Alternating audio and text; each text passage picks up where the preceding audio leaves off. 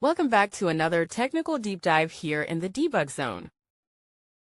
Today we're tackling a big question and breaking it down with us from other users. Hopefully this clears up some misconceptions and helps you get the answer you need.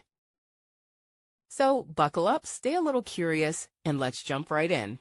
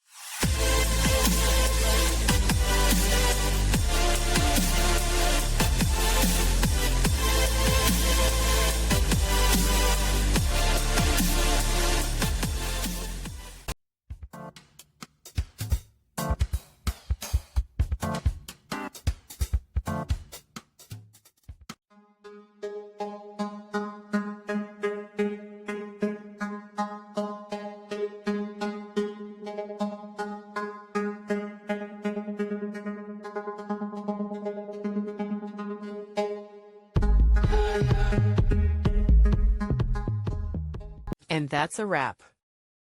I hope you found the answer you were looking for. If you did, take a second to hit that subscribe button. It really helps out.